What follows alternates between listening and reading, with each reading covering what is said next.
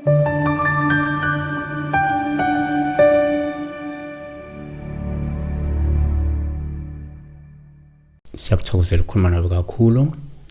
Sebenzisa ke number kusona 965 number makuphela. Nakona yiba umuntu olandela le channel, yiba umuntu osubscribe ku channel, yiba member ye channel. Igama go Pastor Nick.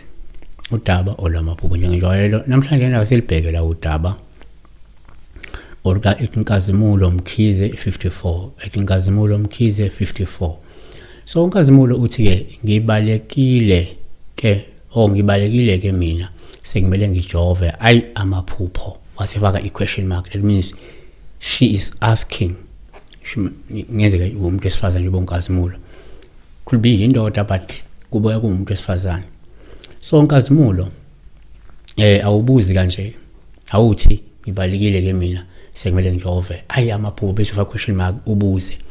We are not friends, but singabantu esiphila lo mhlaba sinikeze uNkulunkulu ithuba lokuthi silekelelane la singelelana khona. So ni approach yakho ufune be i-approach okhomba ukuthi ukhuluma nomuntu ongamazi kodwa ufisa akusize, ayeke yonke into asuke yenza.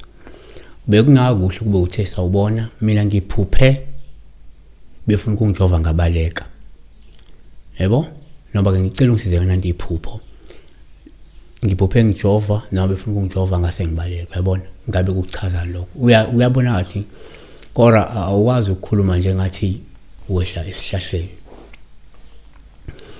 So aseke sakuveza ukuthi ukuphupha ujova kuyinto enhle, ikakhulukazi uma ujova ngenhloso yokusizakala kulento esuke ujovelwa yona. But kukhona ukujova la khona ujova na uze uthi ephupheni ngifuna ukujova bayangijova ngenkani noma ngiyajova ngihambisana lokujova, yabona ubike kanjalo.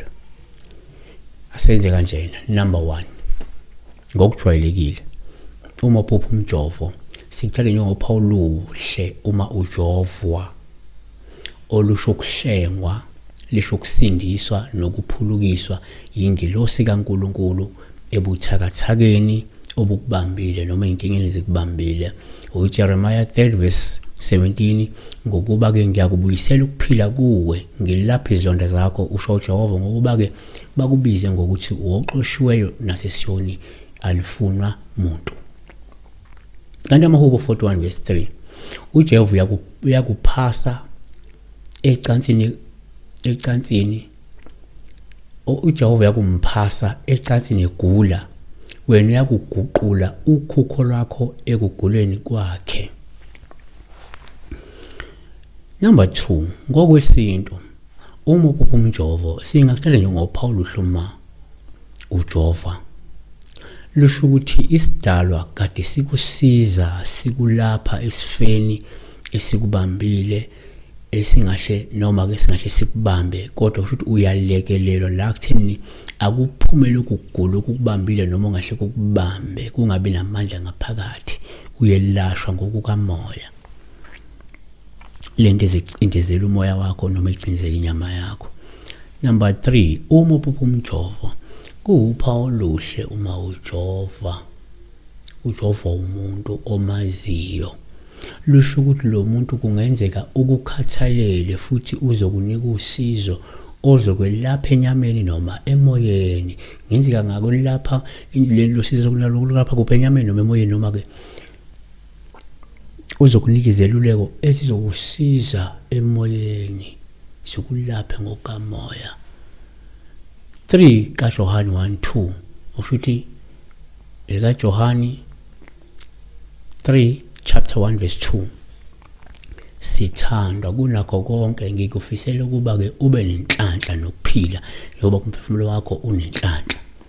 Number 4, kwesinye isikhathi uma uphupha umjovo kuwuphawu olubi uma kujova ungaguli, ngoba lokhu kungakhomba ukuthi ngenzeka bayakugadla ngemithi yizitha, uthunyelwa ngilwane ezikufaka le mithi egazini, ezikufaka ubuthi egazini.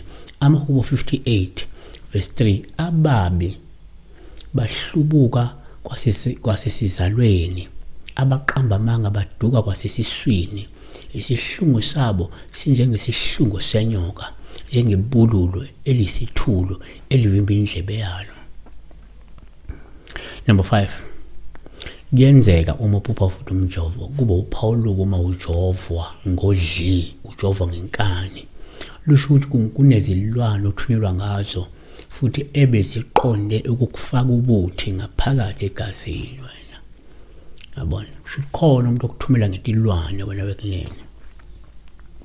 Number 6 futhi ke uma uphupha umjovo kungaba uPaul uma ukwazile ukunqaba noma ukubaleka noma ukuphunyuka ngesikhathi ujova ngoba lokho kusho ukuthi kungenzeka yehlulekile imizamo yesitha yokugadla ngemithi eyingozi yokufaka imithi yehlulekile imizamo yesitha yokuthumela ngezilwane ekade izokufaka imithi ekade izokufaka ubuthi egazini yabona siyabona